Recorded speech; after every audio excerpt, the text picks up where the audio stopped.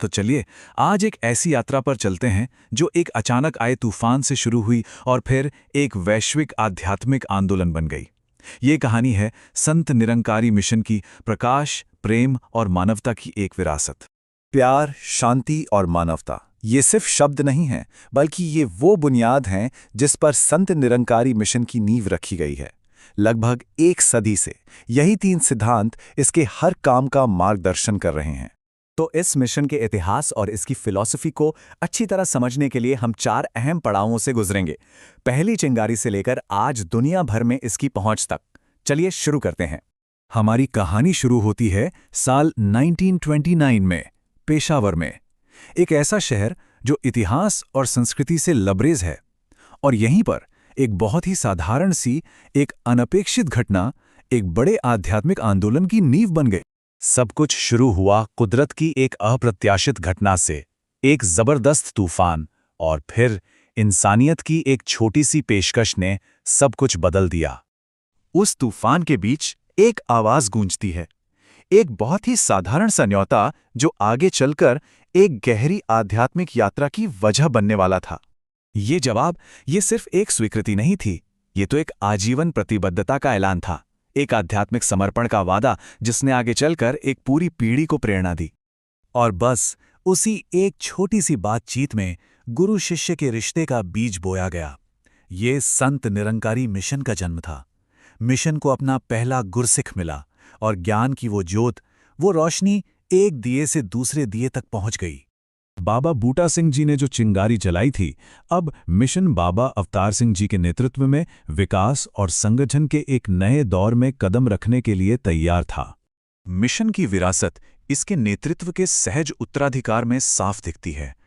1943 में जब बाबा अवतार सिंह जी को जिम्मेदारी सौंपी गई, वहां से लेकर 1980 में बाबा हरदेव सिंह जी तक हर गुरु ने इस मशाल को आगे बढ़ाया, जिससे मिशन का प्रकाश हमेशा उज्जवल बना रहा।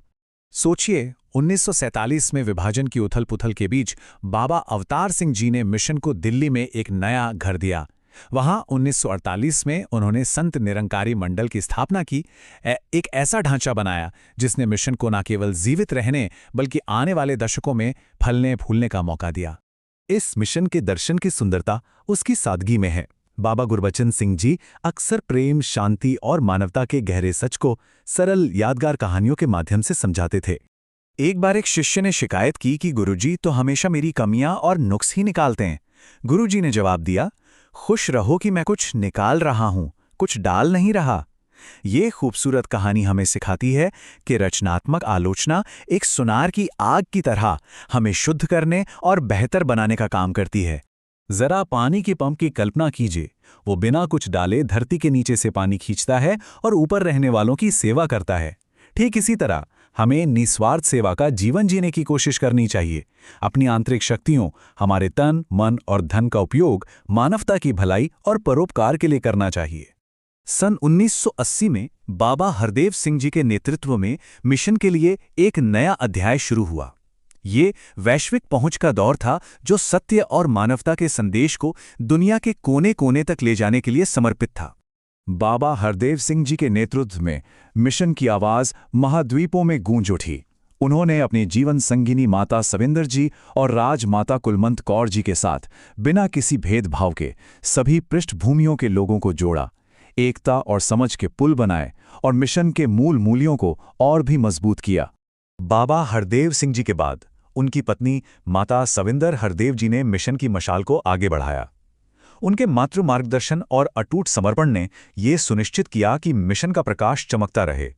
उन्होंने हमें संभाला, हमारे आंसू पोंछे और जाने से पहले हमें एक सद्गुरु का उपहार दिया। एक तूफान में एक साधारण सी मुलाकात से शुरू हुई यात्रा आज भी जारी है, जो दुनिया भर में लाखों लोगों को प्रेरित कर रही है। जब हम इस विरासत पर सोचते हैं तो हम खुद से पूछें, हम अपने जीवन में प्रेम, शांति और मानवता के इस प्रकाश को कैसे चमका सकते हैं? कहानी अभी खत्म नहीं हुई है। ये हर उस व्यक्ति के साथ रहती है जो इन सार्वभौमिक सच्चाइयों को अपनाता है।